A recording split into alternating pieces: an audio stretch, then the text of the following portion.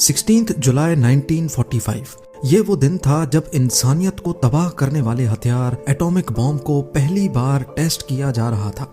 Human history में पहली बार एक ऐसा वेपन मैदान में उतर चुका था जो दुनिया को हमेशा हमेशा के लिए बदलने वाला था। इस एटॉमिक बॉम्ब को बनाने वाले फिजिसिस्ट जे रॉबर्ट ओपेनहाइमर थे और इनको जर्रा बराबर भी इल्म नहीं था कि इनका बनाया हुआ हथियार वाकई में इतना ज्यादा खौफनाक भी हो सकता है।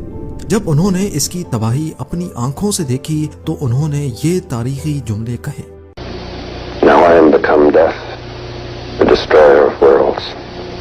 इसी एटॉमिक बॉम्ब ने ओपेनहाइमर को तबाही के दहाने पर क्यों और कैसे ला खड़ा किया। जिस शख्स की मेहनत की वजह से अमेरिका वर्ल्ड वॉर 2 जीता था, उसी को अमेरिका ने पूरी दुनिया में जलील और रुस्वा आखिर क्यों किया था। जेम टीवी की वीडियोस में एक बार फिर से खुशामदीद।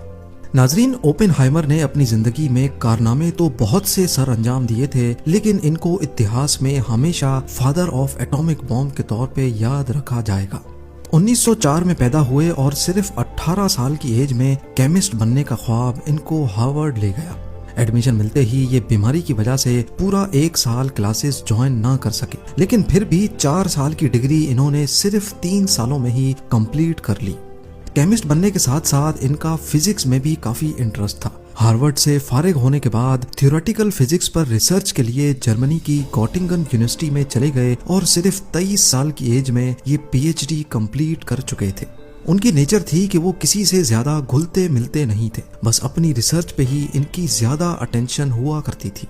वो वापस यूएस आए और दोबारा अपनी रिसर्च में लग गए। यहाँ तक इनका एटॉमिक बॉम्ब से दूर दूर तक कोई वास्ता नहीं था। लेकिन फिर यूरोप में हिटलर का राज शुरू हुआ और उसने चंद जर्मन साइंटिस्ट को दुनिया का सबसे पावरफुल वेपन बनाने का टास्क दिया। अब यहाँ एंट्री होती है एल्बर्ट आइंस्टाइन की। जी हाँ, आइंस्टाइन ने हिटलर का ये खतरा भांप लिया और अमेरिकन प्रेसिडेंट रोजवेल्ट को एक लेटर लिखकर कहा कि हमें भी इस तरह का वेपन तैयार करना चाहिए, वरना कल को हिटलर हम पर हावी हो सकता है। आइंस्टाइन का लेटर पढ़कर अमेरिकन प्रेसिडेंट ने फौरन एक्शन लिया और यूएस मिलिट्री को ऑर्डर दिया कि एटॉमिक बॉम्ब पर रिसर्च प्रोजेक्ट शुरू कर दिया जाए। इस मशहूर जमाना प्रोजेक्ट को आज दुनिया मैनहट्टन प्रोजेक्ट के नाम से जानती है। ऐसा माना जाता है कि एटॉमिक बॉम्ब शायद कभी बन ही नहीं पाता अगर एल्बर्ट आइंस्टाइन अमेरिकन प्रेसिडेंट को ये लेटर ना लिखते।